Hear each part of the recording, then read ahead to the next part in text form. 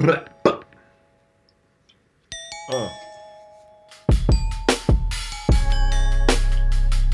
What is that? Matches.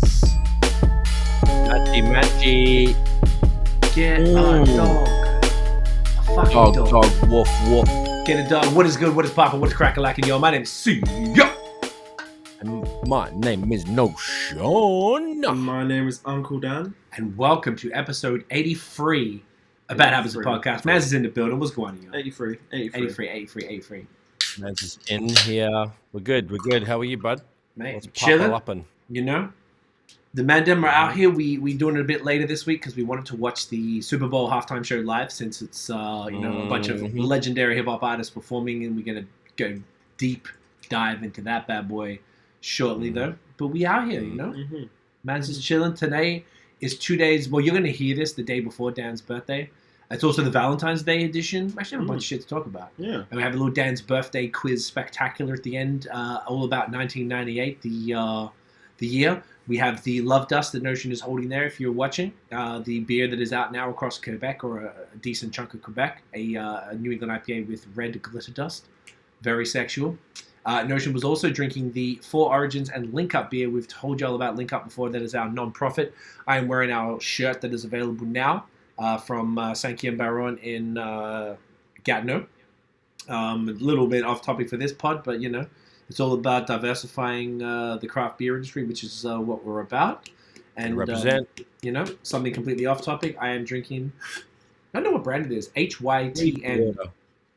It's like a THC drink. It's a. I can smell it from here. Sweet water. Yeah, it smells like really strong. It's watermelon mint. Oh fuck! I didn't even know what it was. Interesting. Great. Yeah, it smells really good. Watermelon mint. Yeah. How minty is it? A little bit. Oh wow. It's weird. I guess what they... It tastes like lollies, bro. Like, it tastes like something you've had before. Just love hearing the word lollies. Wee sweeties. No, lollies is good. Wee sweeties is excellent, but like... It's excellent, yeah. Lollies is just like... yeah. It's so intense. I almost can't... candy. Yeah, I don't like saying candy. Lollies is more fun. Who says candy? Yeah. Yeah, everyone. Americans. Weird. North Americans.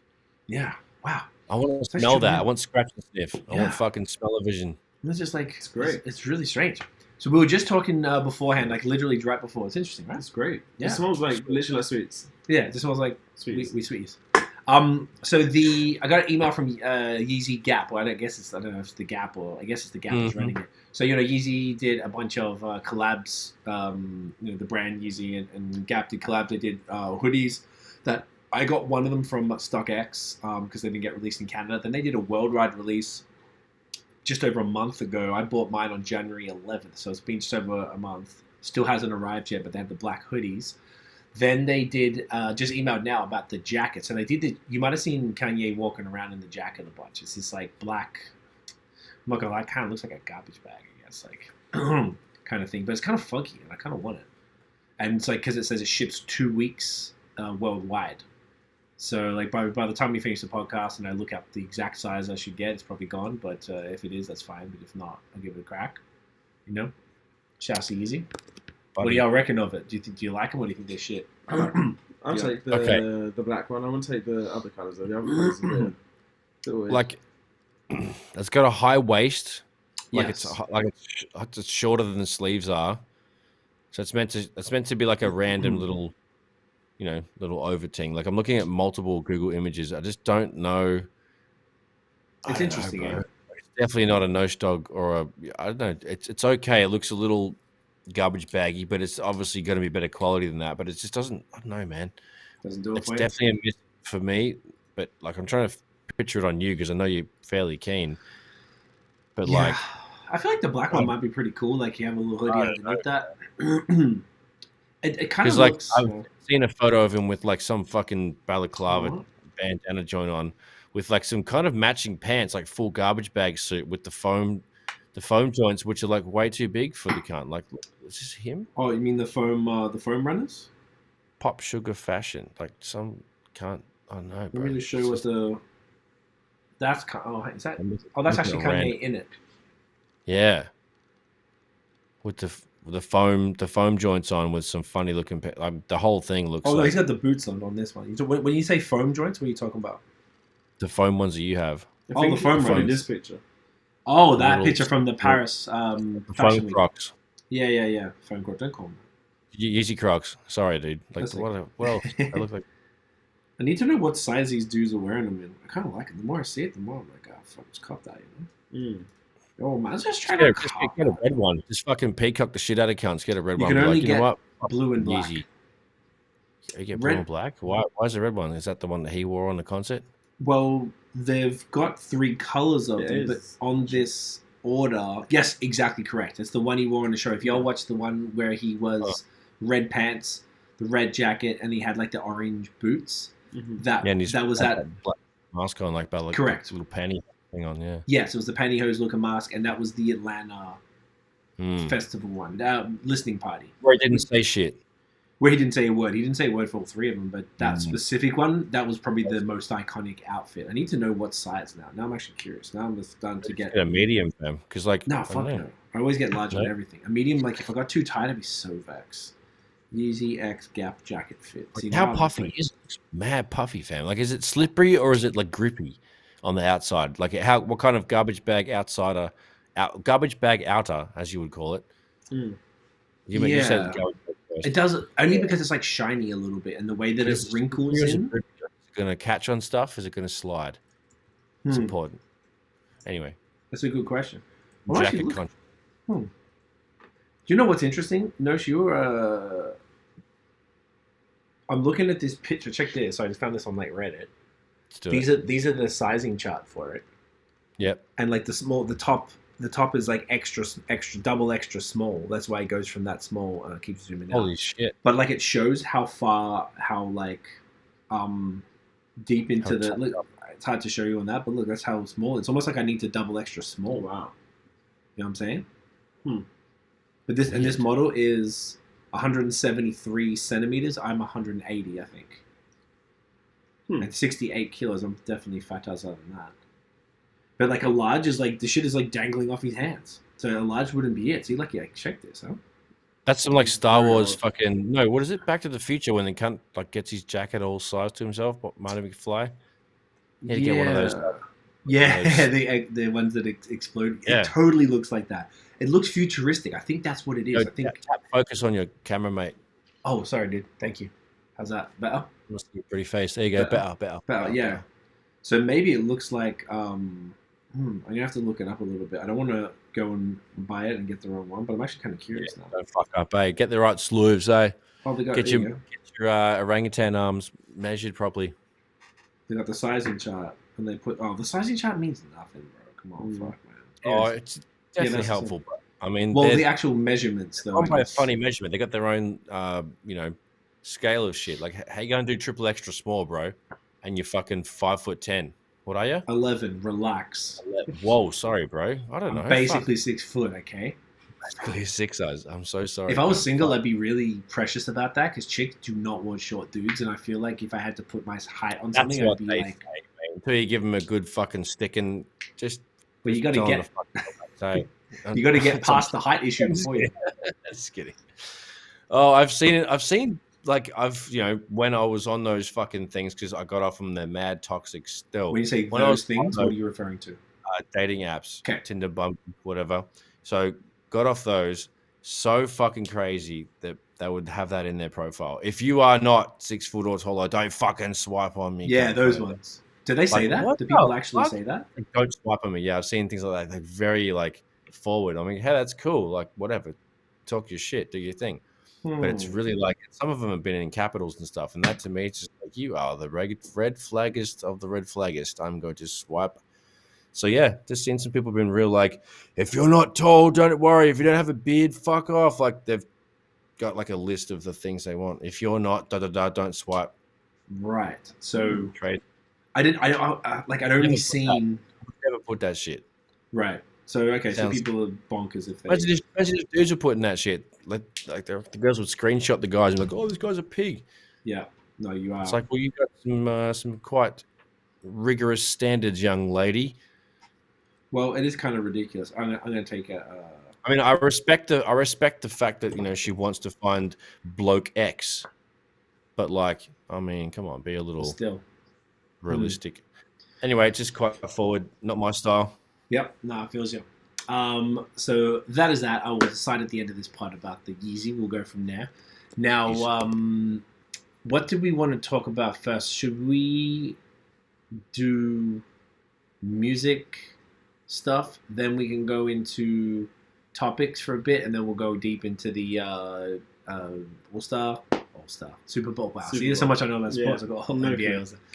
Sports expert, The bro. X, dude, they call me C Sports Feezy. That's how they call me, bro. Nice. See ball sports. Sports All right. So new music this week. There was a whole bunch of shit that I particularly enjoyed. Actually, I was just telling you guys I listened to more than I normally would. Just I don't know. I was just Mansell's vibing. So I checked out a bunch of shit. Before I talk about, did you guys check anything you want to talk about? A couple things.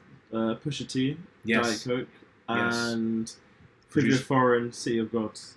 Two fire joints. Fire joints. I think the Figure Foreign was quite weird. I feel like the production Sounds like was Donda. weird.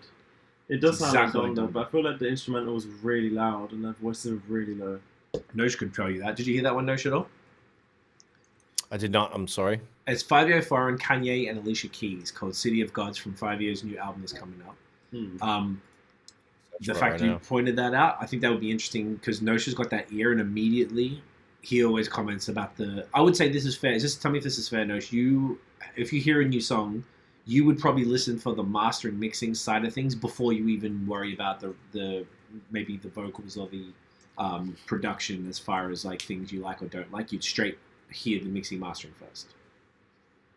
No, I think it'd be more like the MC side of me. So I want to hear the lyrics properly, and then obviously as I'm listening, I'm definitely thinking of that. But like first and foremost, want the lyrics to be tight. But then the mix and master is super, super important. So that's right next to it. But yeah, like that's what I'm analyzing the whole time, I guess. Gotcha. Yeah. Okay, sweet. I'd be curious to see what you think about that. But it's a pretty cool track. I liked it. I was talking to my boy Cam about it, and we were like, "Is it from Kanye shit?" Because it sounds like was it because he's working on Donda 2? He's been in the studio with 5 Years, all these people. It's on the 5 Years YouTube channel. Yes, so I found out later. I looked it up, and it was off 5 Years' new album's coming out soon. Oh, okay. Which is cool. So it could have been done in the Donda Sessions time. It wasn't even that long ago, a few months ago, right?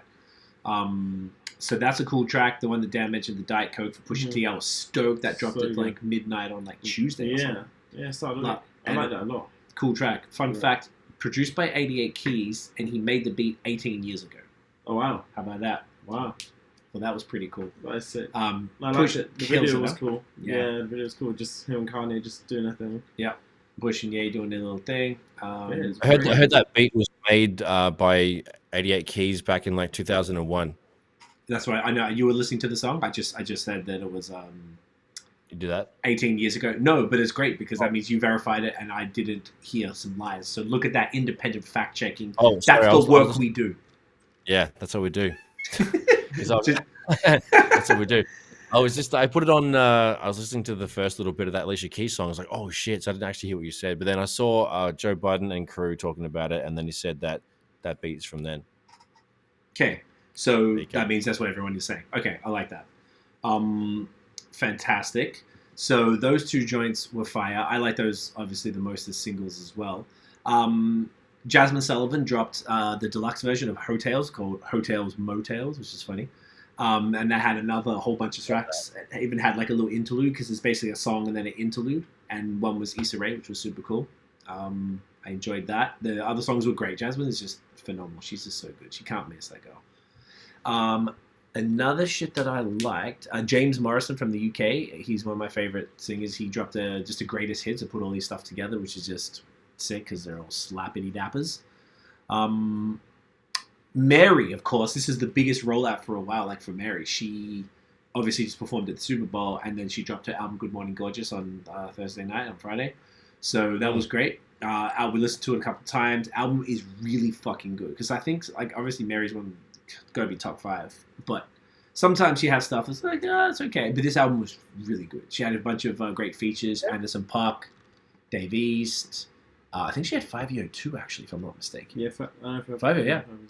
Usher. Great. This is a great fucking album, man. I'm definitely going to be bumping that for a while. So I'm really, really loving the attention on her because she's just fucking GOAT material. It's proper. What else was cool? Do you know what's actually kind of weird? I didn't get as deep down all this, but Joss Stone dropped an album. And I skipped through like half of it and then gave up. Tiff was like, it sounds like Bette Midler. But I was thinking more like on her like Barbara Streisand vibe. Like it sounded like adult contemporary, but not in a, you know what I'm saying? But not in like a good way. The funky, young, soulful, soul vibe it usually brings. Exactly. That's weird. So, you know, I think that was a letdown. I would say a letdown is a fair. It sucks. She usually bangs. I know she just sounded weird, man. I know she's like had a kid now. I saw her. It's funny enough because she came up on what's the thing called on Instagram the other day, and she's singing some song to her kid and making her kid sing it back to her, which was kind of cute. Like the kid's like you know a year or yet less, so like super young. So it was cute. And then now she's got this album. It's just I got to probably soak it up a bit. It was just a bit strange, but I'm still just trying to find out about these Yeezy hoodies. I kind of want to get it now. I got it at least an XS, but XSS fits best. So I think that you get one size below. Yeah, I think. Well, I would normally take a large in something, but there's this thing that I'm looking at here that's going like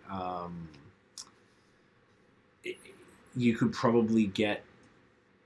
It sounds like for my height and size, I might just need like a small because I think if you get one that's also too tight, you won't fit like a hoodie underneath it.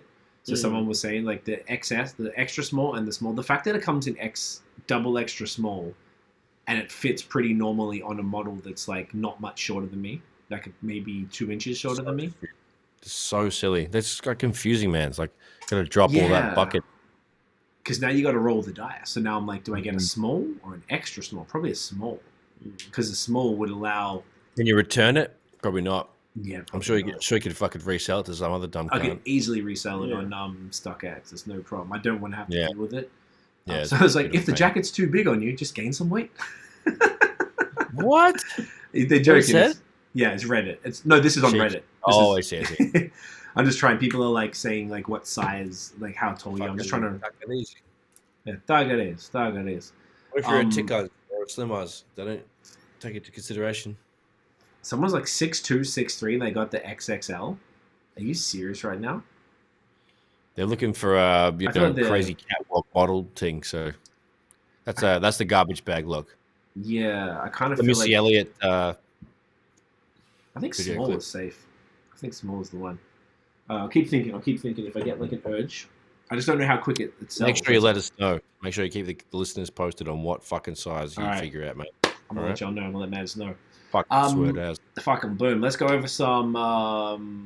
What do you call it?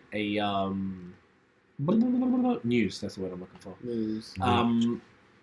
Couple joints. I'll just mention a couple of my things, and I don't know who put this up at the top, but looks like it's Notion type behavior at the top there. LA Leakers, or is that more of a Dan? Oh yeah. Not me. It's no stuff. All right. Do you know what? Since that's music, talk about that first. All right, sweet. Let me just click on the link here. If I can... I'm gonna keep looking while you're talking about that. I'm fascinated now. Okay, so there was two. So the previous week we didn't talk about it, but we could have. I didn't come across it until after the last episode. So 2 Chainz, he was just doing 2 or 3 minutes of freestyle on the LA Leakers shit. It was pretty cool, man. He rapped over the Far Side's classic track, "Passing Me By," and Nice. LA Leakers was cool. He's just kind of as the description says, he skates over the classic. He's definitely got a nice little bouncy, flowy flow there. Okay. Super smooth, and then the baby as well. He did over Gunna's Push and P with two different bunch of bars there. It's honestly crazy. Like he was rapping real fucking hard. I'm not a fan of that guy, but it's worth a watch. He goes pretty hard. Okay. Nice, because he's interesting. I mean, I guess we would have talked about something else he did. Did I? Oh, yeah, he's an aggressive bloke, and general, but like, I mean, He had it's a pretty fight. impressive. He had a fight Yeah. in a bowling alley. Yeah, with I just his remembered ex that. baby mama's Fuck shit. brother. Yeah, he just like seems like a pussy hole. He just keeps beating Mhm. people up. Fuck off, man. Like, relax. I think he's just an aggressive kind of dude. He's like a pit bull of a bloke, and he's just like ready to go. Yeah. And I think he just doesn't fuck around. So Mm. he loves that wild shit. But anyway, that was the music stuff, because like I came up across the LA Leakers. I love that shit, and it was like been a while since I've been there. So that was the two that I hadn't caught up on. Everything else was yeah. Everything's pretty cool. Okay, interesting. I like that. Great. Nice little bunch. Okay, beautiful. So if you want to hear some of the rappy raps, check those shits. I saw that on Tuesday, 15th of February. Musiq Soulchild and Anthony Hamilton are doing a versus. That's pretty dope, eh? Little Valentine's Day shit. edition. Yeah. Pretty cool. I wonder how that'll Tomorrow? go. No, on the 15th, so the day after Valentine's Day. Okay, Tuesday. Let's do this. So I guess they didn't want to actually do it on the day because maybe too many people are not going to want to sit at home. Rooting. and- Having dinner and rooting. For people who don't know what rooting means, yes, that means, consummating. Go to urbandictionary.com and Google or search rooting. So what do you reckon? Do you know either of these dudes? No. No? Okay, so no. As a neo-soul fanatic, what do you think? What's your expert opinion on how this will go with these two cats? Because I know Musiq was, you're a huge fan of him from the rip. Yeah. We both were, but I feel like you were a bigger fan than I was. Like you fucked with him heavy, and I think you liked it, like, you were sort of into. I don't know. I don't even listen to that much Anthony Hamilton as well, so I don't really have as much of a. I would just say Music's going to dominate it, but I'd love to hear what you think. Word up. Man, like, first and foremost, yeah, you're right. I absolutely adore Musiq Soulchild. I've grown up with him. I used him. He used his music in my projects at school. I fucking did heavily influenced his. I sing Just Friends in my head in the morning when I wake up. Like, to this day, like, it's genuinely been a huge part of my life. He's a fucking beyond legend. Anthony Hamilton, like, I like a lot of his music. He's got big hits and shit. Okay. I like how soulful he is, but I'm just not really into like every single body work that he's done. But I do love the Hamiltones, his backing singers and backing crew. Those guys are fucking incredible. So I definitely know more about music than Anthony. So I'm just gonna go team Musiq Soulchild all day. Throw out my treble clefs and hold it down for Philly. He's from Philly, right? I think so. Pretty sure. Can you check that? Fucking hell! If I got that wrong, I'll be actually pretty. He's born in Philly. There you go. Well, no. A lot of Strength, neo-soul mate. is from Philadelphia. Actually, it's a Goodness it's a really me, big oh city. my! I would have been little table between the legs real quick. Right. Anyway, so yeah, I Well done. definitely in music, but I love them both. It's gonna be such a good one. So Tuesday, I'm gonna get my fucking charcuterie board and red wine out for that one. Just gonna sit there and check her out. Yeah.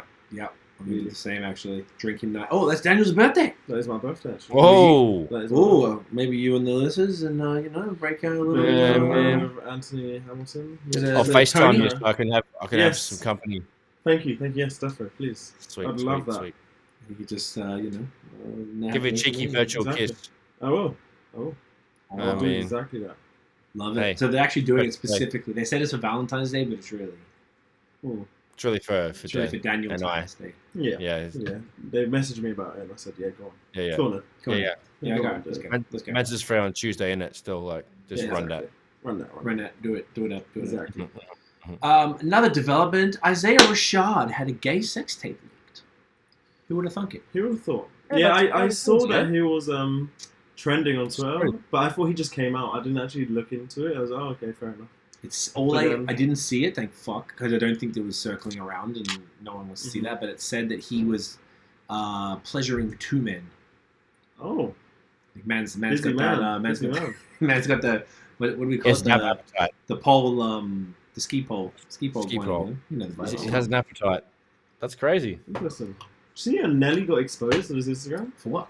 A girl was, topping him, and She put up.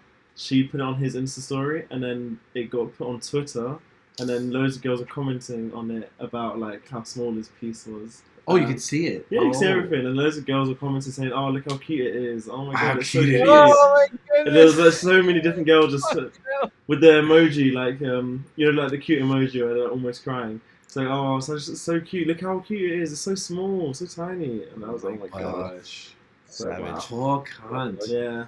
So everyone's getting exposed. It's It was pretty getting savage exposed. though. Like particularly sexuality. Like I couldn't imagine what it would be like having like cunts not know, particularly as a rapper. And then like you doing that, you know, you whatever, you haven't come out, and then someone goes and exposes you. That's pretty fucked up though. Mhm. Like it's like, Yeah, cunts are fucked. but I feel like I don't know if it's like that's not okay. But if I don't think anyone really cares. Like I really don't. It's sort of like, I mean, it's a little weird for a rapper to be gay, I guess, because it's like such a masculine, ridiculous thing. But now it's like I feel like that's passed a lot more. I guess what I probably mean was it used to be like totally like, are you fucking serious? And then I think after Frank Ocean, that was like the shock of like a large, you know, popular male artist, because he rapped a little bit, but obviously predominantly singing and stuff. Then when he came out, then I guess Tyler wasn't that long ago. And then there might be others. I can't think of any others. And then now this is sort of like, I don't know, particularly on being on TDE, which is a whole bunch of masculine ass, like kind of pretty hardcore hip hop shit, you know, with all of their artists. So it's I know I like his stuff. I didn't love the last album, but like, you know, I feel like he's got joints here and there, like. So I hope he's doing okay, because that must fuck with you a bit, knowing that people put you on blast like that. Yeah, it's kind of whack still. Yeah, not optimal. So hopefully people chill the fuck out. Something, I guess this is relevant because to what we're going to talk about shortly, but Snoop bought Death Row. Finally. That's really cool. Whoa. Yeah. And then Crazy. he drops a single. I saw the audio of it, or a snippet. There's a single with somebody. Who was it? Yeah, double check. It was like all it was like a camera and like on the dashboard of a car, and they were driving around. He had a song with, and they were kind of going back and forth. Was it like? It wasn't the game? It's like he's coming soon or something. Shoot new single or something. Either way, it was pretty dope. I think that was the single that was like to announce it with, or whatever the fuck. Or I mean, once again, it was only like a snippet, so I don't know when it drops, but it seems it's kind of huge. Yeah, it's pretty sick. I'm almost surprised that like the other artists weren't doing anything else. Like Mary's the only one who capitalized and dropped an album. No one else seemed to have a single. I mean, maybe they'll have some stuff after, but all their, you know, streaming numbers are going to be going through the roof. So that's pretty cool. Must be cool to sort of after all of that come back and buy the labels that sort of gave you the start. It's pretty cool. That's cool. It's a big full circle moment, as they call it. Yeah, That's pretty crazy. Like, I wonder what you get with it. Like, I wonder what else he gets that comes with. Like, what does Death Row own? Like, what does that company have on its books? Like, does it own Tupac's masters for any of the projects done there? Like what's it worth? Now, I feel like it's going to be interesting, but at least if anyone's going to own it, it's good that it's him. Yeah, that's true. Which is it's not going to fuck around. Yeah, I guess nothing now, and you can see that. Okay, he's definitely no Suge Knight. You know what I mean? He's not going to do anyone dirty like that. Nah, he's too, like, you know, seasoned. He's too cemented. He's too, like, he's in there. Yeah, exactly right. Yeah. And plus, like, everyone knows him as the OG fun-loving dog. He's just going to be smoking and rolling. Exactly. Smoking and rolling with an S on my chest. I wonder if it's got some... Damn right he does. I wonder if it's got to do with... Because he's the... I might be wrong, but the president of Def Jam, I think, now. I think he is. And he signed Benny the Butcher. So he's proactively... in the street art. Yeah. Looking for new talent. Like, he's in the right sort of mindset, like A&R-ish. Exactly. So I wonder if that's going to complement... Am I correct? He's an executive creative consultant. Okay. There you go. That's what he is. There you go. Either way, he has something to do with Def Jam stuff. Def Jam and then Top tier of the table. Yeah. And then him, you know, now owning Death Row, I wonder if there could be something in that where he's like bringing artists and he can actually sign them to Death Row. Maybe he'll get Death Row a distro deal through Def Jam or something like that. Let's get moving, fam, on Death Row then. Yeah, I guess that might be the time for us now. Maybe we knew a dude who almost got it and then turned it down, which is probably smart. Yeah. He was a nice enough guy. Good for you. Okay, so that was that. Over the last few days, there's been 2 big anniversaries for 2 phenomenal albums. So February 10th was the 18th anniversary of Kanye West College Dropout, which was... round of applause.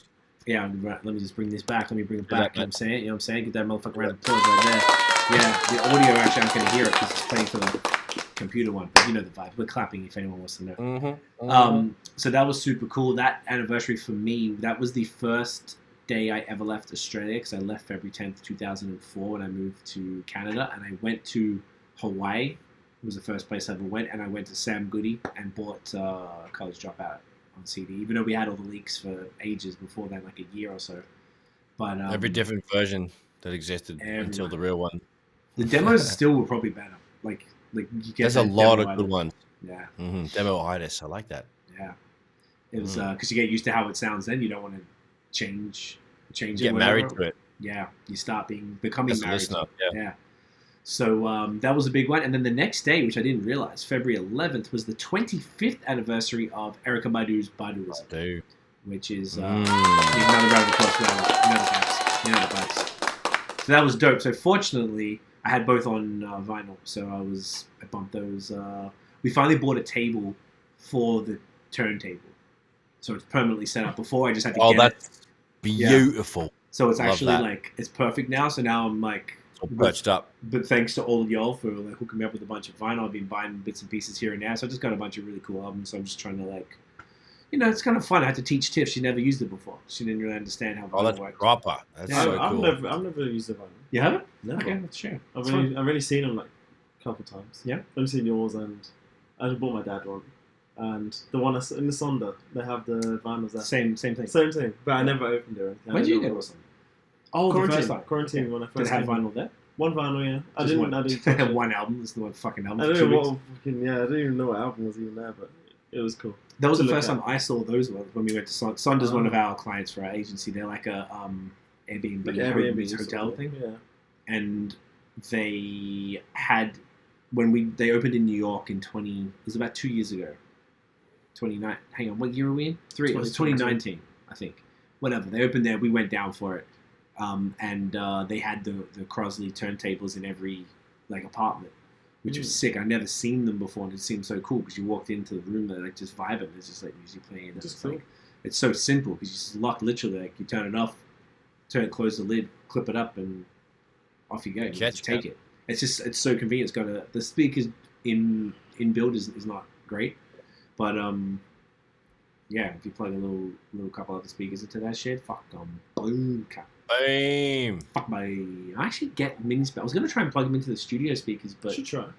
I could at least get some other $100 speakers or something. Wouldn't just be easy because I could do this one, but then the neighbors complain because it's got the big subwoofer and it hits on. Oh, they can suck on their subwoofer. I know. Yeah, get another mid-range pair. That's not a bad idea. I'd be down to do that. I'll talk to you about it actually. Just ones I can put near it. Okay. Boom. Done. You're a sick cunt. So those 2 things happened there.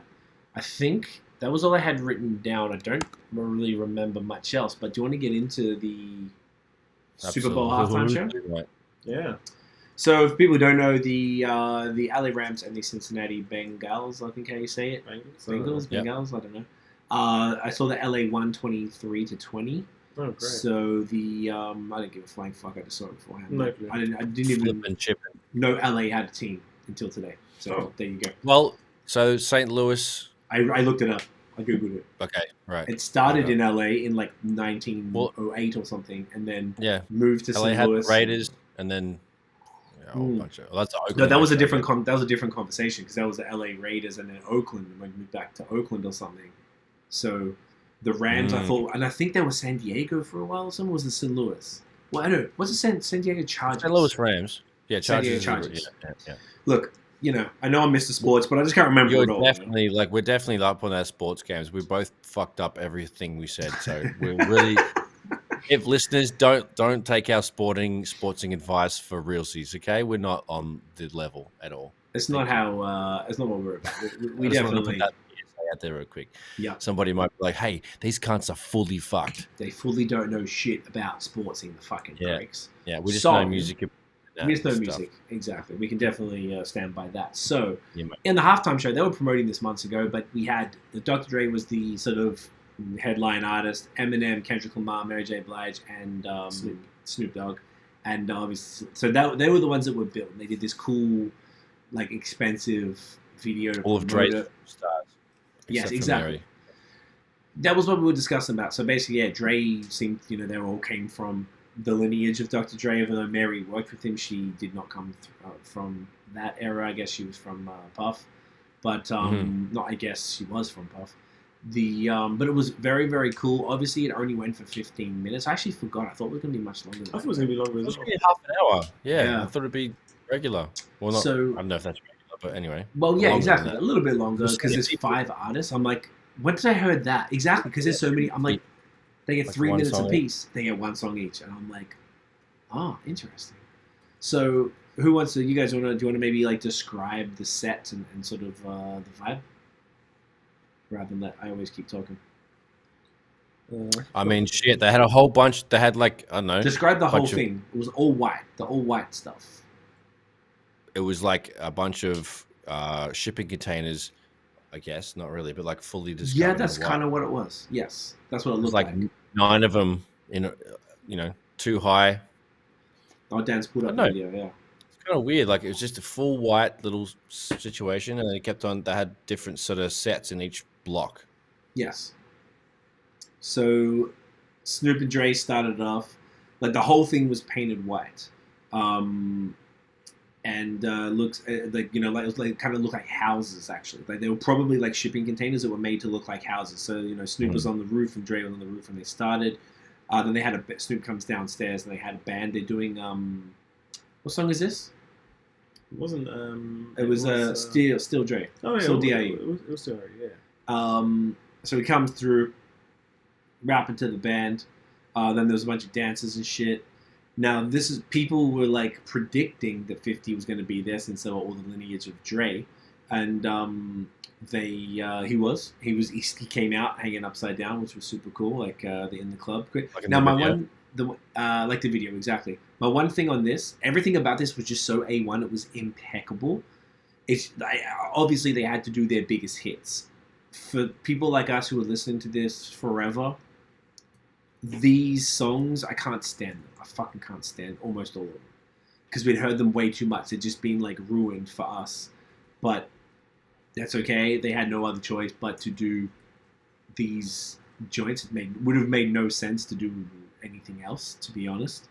So it was like a celebration of that lineage, those catalogs. So they're classics, yeah. That was the only criticism, by the way, on this that I have. Was just like I was enjoying it, but like I'm not sitting there. Who the fuck is jamming to In the Club in 2022? I can't. It's got to be 20 years old next year. I think it was 2003. Yeah. That album. So 50 comes through, great addition. He wasn't billed, but they threw him in there. I think that was a really good look to do that. You probably could have billed him on there too. I don't know why you would have. That's interesting, actually. Now you think about it, like, why wouldn't they bill him? I don't know. So, must have got paid enough. Otherwise, it would have been a drama because he's about his bread and he's definitely like. What did you just say? You said they weren't paid enough. I said he must have got paid enough because. Okay. I'm going to push back on that. Mary said no one gets paid for the Super Bowl halftime. She gets no money whatsoever. You get paid in exposure, even for them. Yeah, exposures.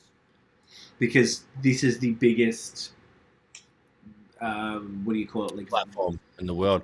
Well, that's the thing. We should talk about the fucking commercials they had in between. There was a bunch of bangers in there. Did you see them fuckers? Some of them. Do you want to talk about that after this? Crazy. I can't remember any of them. I have to Google them. Oh, okay. But I couldn't be like, remember the Lay's or whatever the fuck commercial? Like, I don't know. Fuck. There was so many bangers in a row. I was like, oh my God, the money behind this fucking shit? Insane.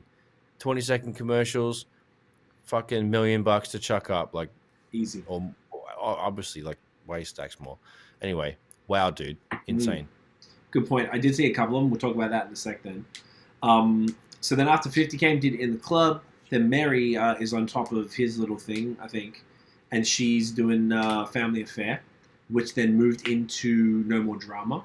So I really like No More Drama because to me that's like an album cut. But then Tiff was like, "Oh, I'm tired of this song too." I'm like, "What do you mean?" She's like, "It was just everywhere, it was on every radio station, on BT every time." I'm like, "Ah, I didn't even know it was a single. Like I didn't even think about that." So just like I was tired of the other ones, like she mentioned that, I was like, "That's a really good point," because we're both huge Mary fans. I fucking love her. She's looks amazing. She's she's either just turned 50 or like early 50s.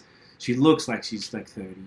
It's just incredible. This woman, like, and the shit she really does, and the shit she's been through with the ex and everything is fucking crazy.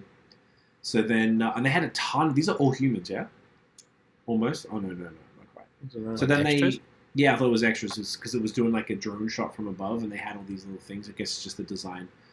So then next up was Kendrick, and he did All Right, which is he did a song before. He did a little song. I couldn't pick what it was. No, I know what it's. Massey. Oh, there you go. Massey. Yeah. Okay. So he did a little thing, little intro thing, and then all these like dudes with bleached hair. I thought it was Eminem at first, before he started, and it will say Dre Day on these boxes, and they're standing in boxes and doing this little thing. It was from one of the videos. So then he comes out and does All Right, which is cool. Fun thing on that little side note, people might, it's a weird time in the world. Lots of, without getting like crazy into it, there's lots of darkness and really kind of fucked up shit going on. But my friend who's really into like Illuminati stuff or whatever, which I used to be, but not really anymore. He was like, if you look at this, because, there's a lot of, I never bought into it, but there was always accusations of musicians being into the Illuminati and such, with things like covering the left eye and all these different symbolism. He was like, the whole set was white. White means purity, light, like positive. And he said all the songs, like no more drama, no more pain in it. He's doing it, we gonna be all right. All these different themes in the songs were super positive. So I thought that was a curious thing to mention. I thought that was like just, for those conspiracy theorists out there, if you want to call it. So yeah, Kendrick shit was kind of cool. Then it came out, Eminem came out, which was cool. And the end of one of the shipping container things kind of blew off. Then he did Lose Yourself, which was classic. Perfect. Also ties into that sort of positive thing where he's like, the messages in the song are sort of was that song not as annoying for you as the other ones? From who? Oh, is this annoying for me? Yeah. Well, I feel like I'm least annoyed by it. Like if I'd be more annoyed. I'd be more annoyed if you did anything new. If you did anything new, I'm saying was Eminem less annoying than the other songs? Because I know you hate the other songs are way more rinsed for you. Like, was Lose Yourself cringeworthy, or were you cool with that? Hearing him do that, I was cool with it. I felt like that'd be less run to the ground for you. Correct. I was able to avoid this more for whatever reason. Like In the Club was everywhere. Like when we went to the clubs. Yes, but the thing was, a lot of these songs were popular when I was in the clubs, and we used to go to I don't know if they did that here or whatever, but like the underage. I don't even think you really did it, but me and my friends would begin to. I went to like 2, literally. I think I went to 2. We went to like tens of maybe hundreds. I don't know, like from like 15 to 18. We were like all the time, stacked every week. Was it every week? Whatever. But all of these songs were popping when I was a teenager in a club, and you thumped them. Yeah, and I heard them all too much. So like here and I'm just like I can't do it. And then all that was when it was like not an underground thing, but it was more like if you're into it, you're into it. Then when it became mainstream, everyone started thrashing the shit that was old, and it became annoying because all these people who used to give me shit for listening to this music because I wasn't cool in Australia at the time, then started listening to it and playing it all the time and talking to me about it, and I hated it. It drove me crazy. So Lose Yourself didn't really get caught up. You're not playing Lose Yourself in a club, really, right? That's true. It doesn't work. Club music, yeah. So then after they did that was kind of cool. Then Dre came out and he started playing what's it called? I Ain't Mad At Ya. And we'd heard rumors that they were going to bring the Tupac fucking hologram out. And I was like, no, don't. I think you texted, you just go, oh no. yeah. I was like, oh no, please. Goodness me. Honestly, that killed me because I had it came up on my watch. I'm like, yeah, Tiff, little Brad. She's like, oh no. I really had a gut feeling because that thing that Dan shared, I was like, oh, because internet speculation sometimes, bro, Usually this kinds of full of shit, but you never know, man. That might have been a little fuckery kick in the dick from the NFL. You never know, dude. Yeah, They're kind of cunty. But did you not like the 2012 one when they did it, or was it the Tupac thing? yeah? It's a little corny.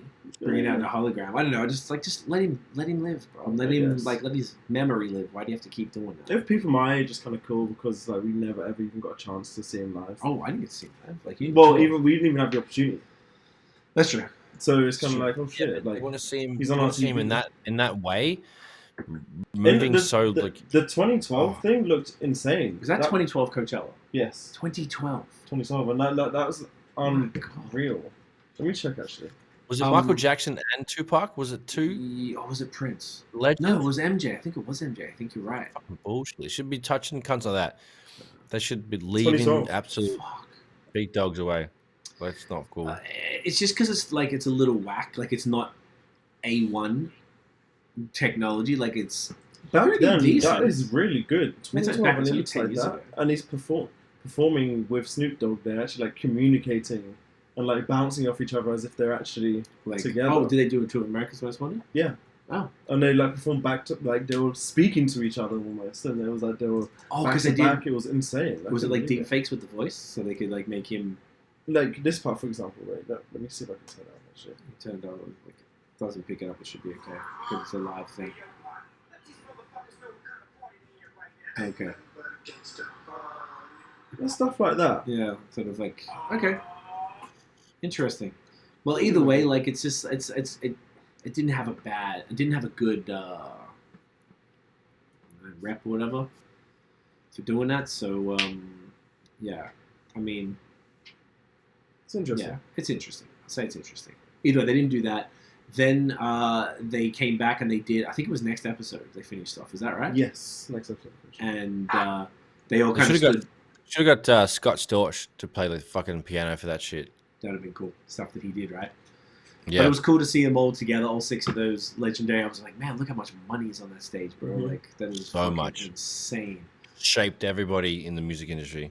I had one of my good friends, Patty from Overhop, who owns a brewery called Overhop, and she texted me and she was sitting up crying. Like I think because all of this has been like a stressful time for her, and she was just, she's into this, she knows. I guess we're one of her main friends here who really fucks with this shit. Like she knows what's up, and she was just like, this is beautiful. Like if you grew up around this, it was really cool to see, and I liked that she was like, this is just incredible. Like I thought she was good. She's I'm crying like in all caps. I thought she was just boosting and stuff, but then she sent a photo. I'm like, oh fuck, she's actually like, because I can see you get emotional over it. If I feel like I would have, I get a little, and we're a little emotional. I don't know about you, but me and Brad are emotional motherfuckers sometimes, and. If they did other songs, I would have been moved more. The song choice stopped me being moved by it. My first point of that is like 100%. Second, the Kendrick, all right. I was bouncing on the couch like, yeah. I love that fucking tune. It's a great song. I just like, I don't know, man. It didn't make me sad, or moved by it. Like it was really dope to see. I was just pumped. I just kind of like that was my most pumped moment, I think. Yeah, I was bouncing on the couch because a little bit of cushy bounce thing. I was like, "Fuck it!" I was going in. I had I was trying to spill my beer. It was like a really good time. I love it. So, speaking of beer, look at this luscious red. Oh, you got left. Oh, you were drinking left. That's nice. Yeah, show them what's going on. Does it? The glitter in this one's a little like it's not super wild. If you give it a little twelve-ski, give it a rouse. See if you mans can see it once you. It's kind of hard through the camera here. So it's like people who are just listening. It's like a bright red beer with a pink head because it has red glitter dust in it. And the idea is that when you swirl it, you can see these little swirls. It's like edible glitter, like the same stuff you put in a cocktail. I feel like I can kind of see it, but either way, this particular batch, I think he had less glitter than normal. But I still definitely there. It's beautiful. I had it again last night. It was really solid. Crushable. Yeah, solid. So that is that. Now, shall we get into the Dan's birthday spectacular 1998 quiz? Let's do it. Yeah, do a little clappity clap for you, Daniel. There we go. Clown horn. I want clown horns. You want a clown horn? Oh, we got one for you. Which one? Yes. Love the clown horn. You're a dickhead, eh? All right. Oh, Okay, so let me pull this up here. I have it in not the shared note, so that I didn't do it. Okay, so basically what I did, I think I have 8 questions here. They're all multiple choice, and they're all about, some of them about sales, some of them about different albums, artists, and stuff that were sort of popping and popular, and things that happened in 1998. Mostly around sort of the music in and of itself, as opposed to maybe things that happened that year. Okay. So, all right, if you get them wrong, does Brad get a second chance? Maybe he could take the second chance. Obviously, you get the first all the time since it's the Dahn question. Sure. All right. I was in grade 9 then. I was months old. Months. I graduated high school, so Sweet Mans is old. Mans is old that year. Great year. Hey. So, first question. Which was the highest selling rap album of 1998? So all of these are multiple choice. A. Beastie Boys, Hello Nasty. B. DMX, Flesh of My Flesh, Blood of My Blood. C. Snoop Dogg, The Game Is To Be Sold, Not To Be Told. And D. Master P, MP, The Last Dom. I think it's B. DMX. What's it called? Flesh of My Flesh. Flesh of My Flesh. That is incorrect. Okay.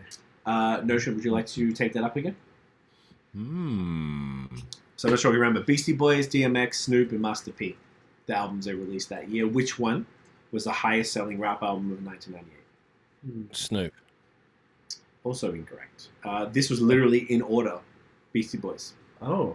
Yeah. What? Who'd have thunk? Yeah. Interesting. So that was the one I think that had Intergalactic on it. In Which was a pretty 1998? big job. Oh. Yeah. Wow. So DMX was the second highest. That year, bro. Yeah. So this is just sales. That's So embarrassing. Wow. it's not about like the Billboard charts and stuff. So which artist had 2 albums? Would you have got that last one correct? Sorry, mate. Would No, you have got that I last one was correct? so shocked. I was shocked. shocked. That's what? Okay, because I'm just like what? I'm punching myself in the head quietly. Fucking hell, Don't sweat it, bro. Sorry. Second question. Sorry, mate. Thank you. I got no problem at all, but yes, I felt the same. I felt the same trust. I was like, what? Is this wrong? Is this? I had to go back and look at it like 3 times. Like, are you sure? Triple Google it. Yeah, fuck. So this is Wikipedia I got it off. So, all right. Which artist had 2 albums in the top 10 selling albums of 1998? A. Snoop Dogg. B. Jay-Z. C. DMX. D. Nori. Can you repeat the artists? Yes. Snoop Dogg, Jay-Z, DMX, Noriega. 2 albums in the top 10 selling albums of 1998. So the same list that I got the last ones from. Yeah. This person had 2 albums in that list. I'm going to go with DMX again. That is correct. Did you know that, or was that a guess? I kind of think I knew it. Yeah? Think so, maybe. Okay. So the Flesh of My Flesh came out was like December 28th. Oh, okay. And still made, and a fun fact, I actually didn't mention it, but both albums went #1 that year. Oh, wow. The first one was Dark and Hell's Heart, which is his first album. Wow. All right. Which Exhibit album, which someone said to me, was you guys? Someone said was texting me. No, Rich was like, yo, I hope they bring Exhibit out because, he was around that era of the halftime show. So I had a look, and one of his albums came up in the list of stuff that dropped that year. So which Exhibit album dropped in 19... You know who Exhibit is, yeah? Yeah. Okay, which album dropped in... I tried to make not, really obscure shit. Yeah. You're going to be able to support. Which one dropped in 98? At the Speed of Life, 40 Days and 40 Nights, and Restless. 40 Days and 40 Nights. How'd you know? Because I know. I am an absolute genius. That's how I know. Because it was B, it was in the middle? Yeah, basically. Yeah. Just took a nice little punt. That was in the order that they released. It was 96 and I think 2000 for Restless. All right. Which of these artists did not drop their debut solo album in 1998? So all of these people essentially were in groups, except one of them. Okay. And which of them didn't drop their debut solo album in 1998? Okay. A. Lauryn Hill. B. DMX. C. Nori. D. Busta Rhymes. C. Nori. Incorrect. I know who it is then. Notion Baby. Say him again. So, which of them did not drop? So which one of these people dropped their solo album in a different year? So, Lauryn Hill, DMX, Noriega, Busta Rhymes. You should know this. Busta Rhymes. Yeah. Yeah. So I thought. His debut album is called The Coming. That was 1996. Word up. Okay. What's your Jay-Z knowledge like? Not as much as like Kanye or Drake or. Good. Okay, this will be interesting. Which Jay-Z album dropped in 1998? Okay. In My Lifetime, Volume 1. Mm-hmm. Volume 2, In My Lifetime, Volume 2, Hard Knock Life. Mm-hmm. In My Lifetime, Volume 3, Life and Times of S. Carter. Mm-hmm. Or The Dynasty, Rock La Familia. So obviously those are in order that they came out, yes, so it could have been yes. either way though, because you've been in the game. Yeah. Could you repeat them again? Yeah, so basically In My Lifetime, Volume 1, Mm-hmm. Volume 2, Mm-hmm. Volume 3, and The Dynasty, Rock La Familia. In My Lifetime, Volume 1. Incorrect. Great. Notion Baby. I'm pretty sure it's Volume 2, Hard Knock Life. Correct. Wow. Reasonable Doubt was 96. Mm-hmm. Volume 1 was 97. Volume 2 was 98. And I think Volume 3 was 99. And then The Dynasty was 2000. Okay. That's why he said he held Joe down for like 13 summers. Oh. Because literally dropped the album every year. Yeah. All went platinum. Wow. Not bad. Not bad. You guys All right? The Lox. Mm-hmm. Their debut album dropped in 1998. Mm-hmm. What was it called? Okay. A. Streets is Watching. B. Money, Power, Respect. C. We Are the Streets. Or D. Bad Boys for Life. Money, Power, Respect. Damn it. Nice Yeah, one. that was quite easy. Okay. I wasn't sure how much you knew about Lux. Okay. I think Dan saw me nodding. I kind of knew it, and then we both nodded at the same time. We were just like... All right. Whoops. Actually, one of them's their other album, and then one of them's a Jay-Z album, and I just made the other one up. Wow, what was the one you made? Bad Boys for Life, because they were in Bad Boy. I thought I might have confused you. I thought it was Good kinda- one. That was a good one, I know. I thought I was going to go pick one I of the didn't pick song that. I was names. just like, oh yeah, whatever. That's part of the options. So Yeah. Okay, next. Which of these artists who released albums in 1998 is currently still alive? Okay. So you should know, but you may not. Okay. A. Guru. B. Big Punisher. What did I say? It's Guru. A and then B. I feel like I'm saying it wrong. C. DMX. D. Scarface. Who is still alive? Who's still alive? So which of them has not died? I want to say... What was option B? Big Pun. Okay, Guru is my answer. Incorrect. Okay, great. Notion. It's D. Wait, what was D? Scarface. Oh, okay. He had a kidney transplant. His son Okay, gave him a straight kidney. Oh, wow. Also, Almost died. Fun fact: we share the same Govey first name still. Brad Jordan. You know what I'm saying? Okay, he went guys. for mayor of Houston last year as well, or the year before. There you go. He's a good Did bloke not do still. it. Probably good for his health. Decent. Yes. The last question I had here. What's the scores right now? Because I think you got. I think we're drawing. Oh, for both of y'all? Yeah, you probably got like one or two right each. Probably two each. Okay. Am I supposed to jump in if I know, or might just no, catch it's the questions for Dan. You get secondary because this is the. Catching the dregs. Yeah, it's all good. I thought All I right. had to. No, it's okay. You're doing good. You're good. Catching Which- the dregs. No, you're catching the dregs. Which album, released in 1998, Mhm. got 5 mics in the source? Okay. Okay. Outkast, Aquemini. Mhm. Mos Def and Talib Kweli, Black Star. Gangstar, Moment of Truth. Big Pun, Capital Punishment. Aquemini. Correct. That one, only because it's the biggest one out of Of- all of them. I think by far.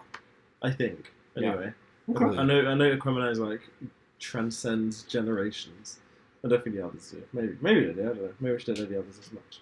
Okay. Maybe. I got a bonus question I'm making up. Here we go. Which rapper turned podcaster claims 1998 was the best year of his life? Joe Biden. Basically, I'm gonna say There you okay, go. There you go. Joe Budden, Noriega, or my son. The Nation got it right? Joe Budden, no? No, it's not. Is it not? No. Snorri. Is it Nori? Yeah, it's not. Oh, shit, Yeah. okay. He Shit. loves 98. He just Jumping all the fucking, guns. Just loves 98. just fucking Steamroller loves Quest. it. My bad. I'm trying to think if there's any more. Now I just kind of I thought that was like enough. I thought that would have taken longer. What's that? Do you want to do more 98 stuff? I'm ready for 98 stuff. All right, let's do because we're hitting just on the hour mark. We don't have to rush anyway. No, All right, I'm gonna think real quick. you tinkle quick. Do I'm you looking want for this. Oh, so I'm going to do which angle should I take with it though? Because the thing was, I was trying not to get too like in the weeds with like shit that obviously you weren't born yet, so you would only hear about so much stuff. It's just by the nature of it, right? You couldn't possibly be up on everything because there was like okay, I could actually pull this up for you here. There you go. I kept it up. I got the. This is what I use the 98 in hip hop music. So I just sort of look through here what came out every month, and this was the charts. Very good, yeah. It was fucking amazing. Great, yeah. There was a what was I listening to? It was I think it was on Nori on Drink Champs. They were talking about which year was better, and they were comparing like 94, 96, 98. Oh wow. And 98, like it could even be better. Like you know what? Maybe instead of doing we can list some of the cool albums that came out that year. Money, Power, Respect from the Lots we talked about. We had Scarface, My Homies. That was a really good one. Killer Priest, Heavy Mental. That was a dope album. Capadonna, The Pillage. I think that was basically his only album he ever really had. Gangstar, Moment of Truth. I was never a big fan of them, but... I don't know who they are. Gangstar? DJ Premier and Guru. Oh! Yeah, it's a group. So they were around from like the 80s. Interesting. So Guru, I always got shit for never liking him as a rapper because he was one of the best voices ever, like his butter. But he nursery rhyme rap. Like he didn't evolve as a rapper, really, in my opinion, from what I heard from like the 80s until now. Like he didn't get better. It's just like he found one style, so I never really appreciated it because I wasn't into them back then. If I was, I would have loved them all the way through, but I just missed the boat. Smith and Wesson, The Rude Awakening. I don't know if they were called the Cocoa Brothers by that point. We're just going through some of the other dope albums that came out in 98. Nice. Goody Mob still standing, which is fresh. Big Pun, Capital Punishment. WC, the shadiest one. Oh, classic. Do you know what's dope they mentioned here? Shades of Culture, Mind State. Do you know who Shades of Culture are? Aussie cunts? No, D-Shades Group. Oh. Like he's fully listed on Thingo here. It's fucking awesome. Shouts to D-Shades. We should have him on. I fucking love that cunt. That's crazy. Uncle D. Uncle D. Oh, Lyricist Lounge Volume 1 came out that year. That's dope. Streets is Watching soundtrack. Very cool. DMX's Dark and Hell is Hot, of course. There's a bunch of shit I didn't DJ Jazzy Jeff and the Fresh Prince. They did Greatest Hits. Can't believe that. Yeah, that's was old by then. Onyx Shut Him Down. Devin the Dude, that album was fucking classic. John Forte, Poli Sci. That was a cool one. Even the first Black Eyed Peas album, Behind the Front, which had Joints and Jams on there, that was before they went on the Wax Sauce train. You know the vibes. Def Squad, El Nino, that was a great album. Def Squad is Eric Sermon, Keith Murray, and Redman. Nori, N-O-R-E, which was his big one. Cameron, Confessions of Fire, that was like hit or miss, that album, but classic OG. Nate Dogg, G-Funk Classics, Volume 1 and 2. I think that was also one of the only albums he dropped, which is crazy. Wu-Tang, The Swarm, probably one of the more forgettable Wu-Tang albums. I couldn't tell you one song of that shit. Snoop, The Games to Be Sold, Not to Be Told. That was his No Limit debut. That was a miss still. Yeah, it wasn't for me. I feel you on that. Funk Flex, The Mixtape Volume 3. That's when he was doing all those cool tapes. Killer Army, Dirty Weapon. Freestyles, that one? Yeah, where everyone was... They weren't really freestyles. They were just submitting things. And he was like... Him and Clue were doing it at the time. But I think Funk Flex set it off. His tapes were sick.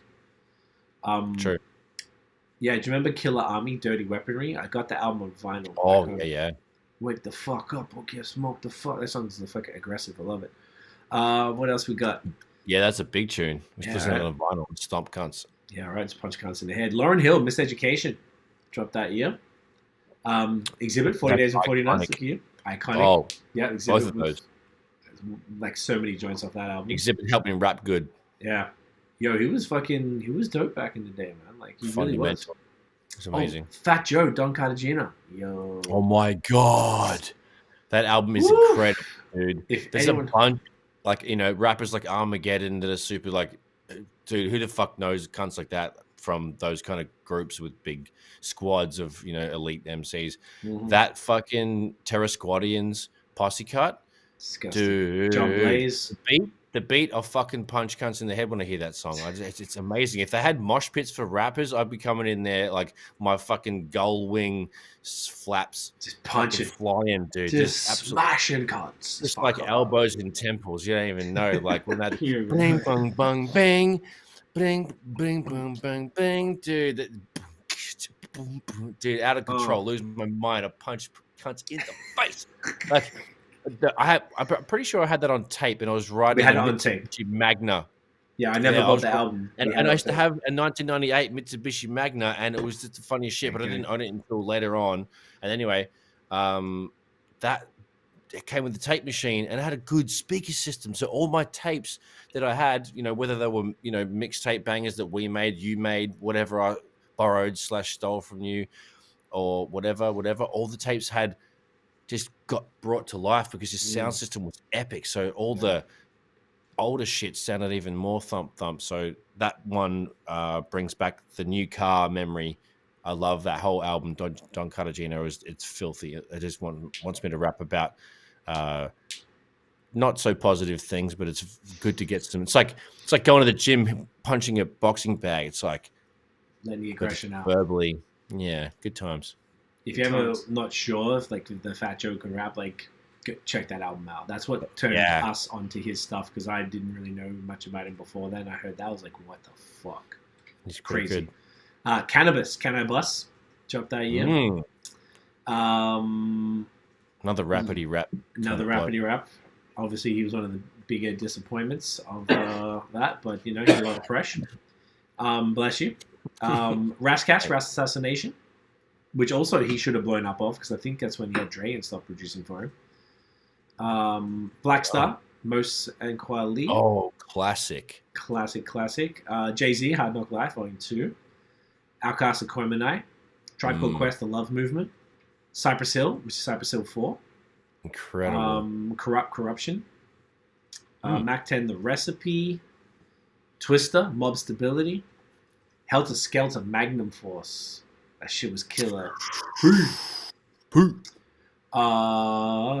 else we got in this bitch? Vanilla Ice, Hard to Swallow. Yes, that was the joint. That's absolutely your bag of spaghetti, fam. That's my shit. Bushwick Bill, No Surrender, No Retreat. R.I.P. Praz, Ghetto Superstar. Fuck, I forgot that was that year. Yo. Oh, Maya, absolutely shining. Yeah. Saving that whole album. Oh, fuck, Juvenile, 400 Degrees. That was an amazing. That was the first Cash Money album I ever bought. Yeah. And that's Master P. Wrong one. Well, did Juvenile make that noise too? Maybe he did. They did some sort of shit. Yeah, you know who Juvenile is? Drake.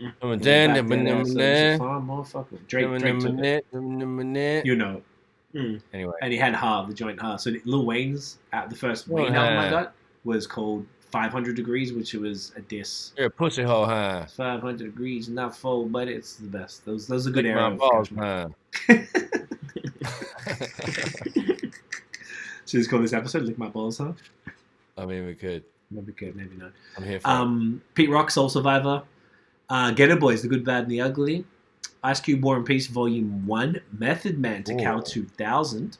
Oh, that was a good that one is huge Judgment because Day. I remember borrowing the CD of that from you and putting it onto my laptop and like absolutely smashing that at school and cunts going, what the fuck is that? And I used to get metalheads and punk rock fans onto hip hop via dark hip hop like that Decal album and like, other. I also used to play them like Grave Diggers and shit like that.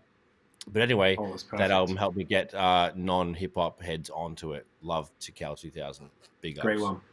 On that same vibe, RZA, Bobby Digital came out that year. No shit. Very different album. That one is very different. It was cool. It was weird, Cool, but but I has still its wouldn't thing. bump it regularly. Is what I'm trying to say. No, I'm with you on that. I didn't listen to it a ton. I Yeah, the think one of artwork is very cool though, and then that's when he started to get into his like the comic book type shit. Oriental, Mm. exactly, influence, and then he started doing like not Ninja Scroll, Afro Samurai. That's the one. Yeah. He did the score for that, which is fucking incredible. One of my favorite anime series and anime things to watch, even though I'm not a real massive fan. I mean, I am a big fan of it, but I'm not like avid in watching all the things. But Afro Samurai is ridiculously good if anybody wants to get into anime or, anything with a good score to listen to. It's a good place to start. Love it. Yep. Puck dropped the greatest hits. I think that might have been the first posthumous release, unless Are You Still Down came out before then, but around that time. I thought Harlem World came out this year. Maybe it didn't. Maybe it was 99 from Mace. But Redman, Docs the Name 2000, Busta Rhymes, Extinction Level Event, DJ Clue, The Professional, and on December 22nd, DMX, Flesh of My Flesh, Blood of My Blood. So that means he had what's that? Less than 9 days to fucking land number one, and he did. On top of that, so that's a bunch of the highlights of 98. Same. And then this is the top 10 album sales. So number one, Hello Nasty Beastie Boys, Flesh of My Flesh, DMX, The Game Is To Be Sold from Snoop, MP The Last Don, Master P, Miseducation, Lauryn Hill, Tikal 2000, Judgment Day was number 6, no shit. Ghetto Fabulous from Mystical, Volume 2 from Jay-Z, Charger to the Game, Silk the Shocker, probably must have been right before he went. Hang on, Silk the Shocker? No, C Murders in Jail, not Silk the Shocker. And It's Dark as Hell's Heart is DMX. So not only did he have 2 number 1 albums, but he had the two of the top 10 selling albums. So combined, 670,000 with 251,000. So that's, my math is bad, but that's in 900. Hang on, is that right? 850, yeah, 920 odd thousand. So close to 1 million units between the 2 albums on his debut, and then a follow up. So the first album dropped was, look at the month. A round of applause right there. May 12th. There you go. Let me give that's for. So 98 was the year. Daniel, Daniel what have you learned? What have you learned? What have you learned, Daniel, in your 24 years? What can you pass on to the wonderful viewers and listeners? Do you listen to more Future? He is incredible. He released a song. I didn't listen to it. He dropped a song called Worst Day Ever. Just for you, cheeky fucking Thank you. Isn't it the worst day ever when Future dropped a song? Am I right? Alright. Yeah, other than listen to Future, listen to Drake. Okay. A little bit drizzly. Listen to Wu-Tang Clan. Watch anime. Watch Attack on Titan, please. Okay. And what have you learned? What have I learned? What have you learned? I'm now in the property business. That's what I've learned in the last few months, actually. That doesn't attribute from the rest of the 23 years, but I guess everything else. I learned how to move to another country, not learn the language, and get by. That's what I've learned. Just scam the system. Scam the system. Exactly. I'm mad at that. That is exactly what I've learned. So I was expecting, stay true to yourself and just trust your God. Nah, just enjoy yourself. There you go. Just do whatever you want. Do whatever you want. FB stack M's. Exactly that. FB stack M's.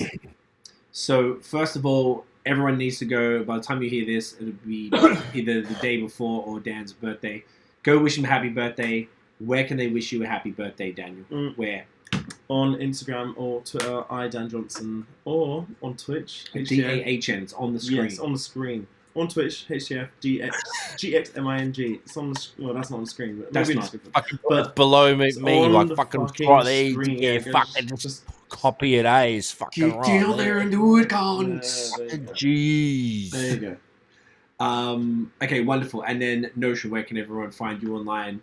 And then you can tell them to wish Dan a happy birthday if they find you. All right, sweet, mate. Well, check me out at Notion Baby on Instagram, Twitter, and Facebook, at Illnote Studios on Instagram and Facebook, illnotestudios.com, notionbeast.com. Probably hit me up on Instagram to pass along the birthday wishes and the birthday punches, the birthday wristies, the birthday kisses, the birthday cuddles, the birthday riddles, birthday puddles, like whatever, anything to Dan on the Insta, mate. So give me a shout, Give him a cheery note of affection. Thank you very much. I like your vibes there. That's beautiful. And if you would like to pass on any of those things via me to Dan, you can hit me at CWEFOR on Twitter and Instagram, and just shoot me a DM and be like, hey, I'd like to pass on Dan a birthday wristy, and we'll be more than happy to do exactly. that. Yes. So let us know. It's free of charge. It's absolutely no problem. Everyone, thank you so much for watching and listening. If you enjoyed the episode and you want to wish Dan a happy birthday, then smash a thumbs up. Give a thumbs up for Dan.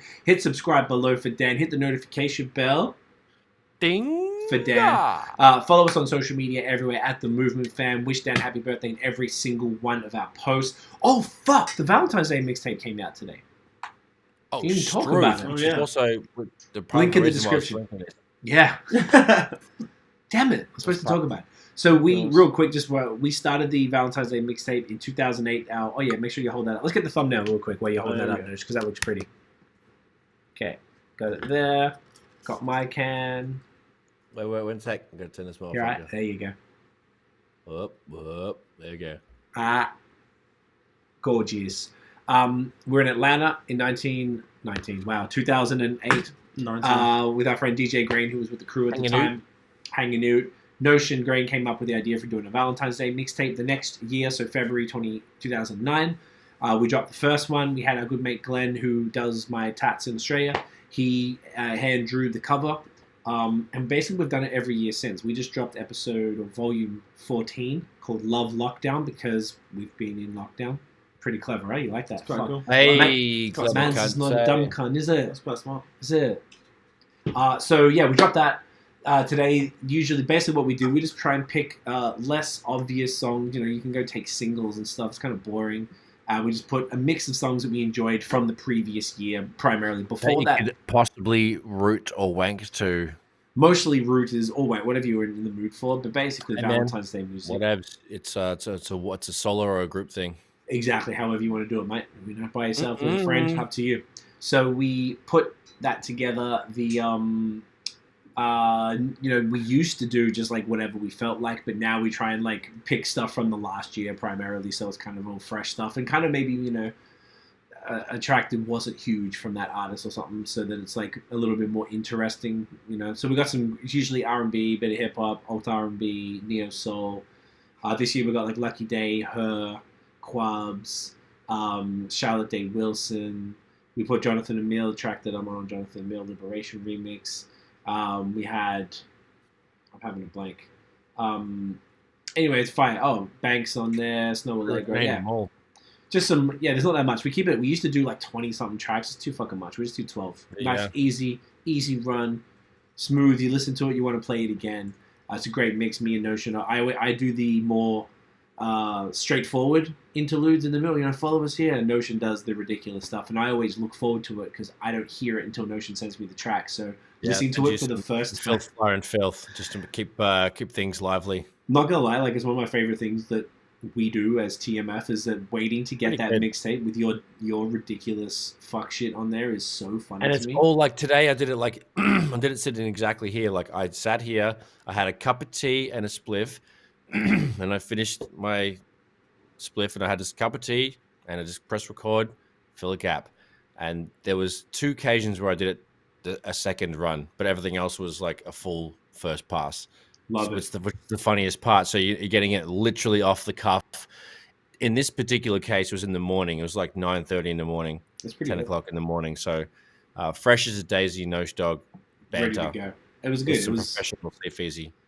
That's exactly right. We got to balance it out. I was like mildly, but not really ridiculous. Nosh does. Sometimes we get more. We used to spend more time and do interludes. Like it's called At the Movement. No, not at themovementfammusic.com.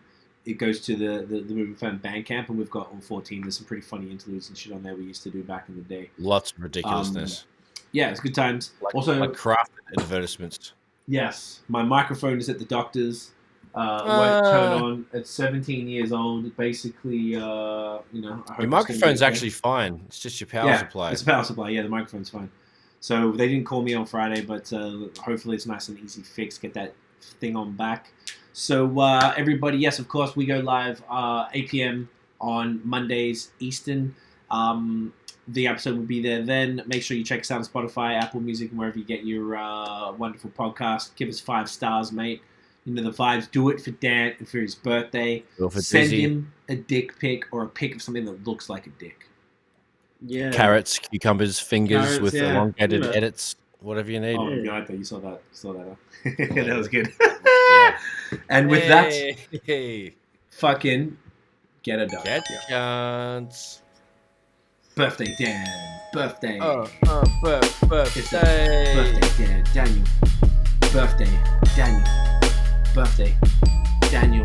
Birthday, Daniel. Loves the cock, but it's birthday, Daniel. Get Birthday Daniel a cock, cock for his it's birthday. Daniel. Birthday dong for Daniel. Oh. Birthday dong for Daniel. Bye, guys.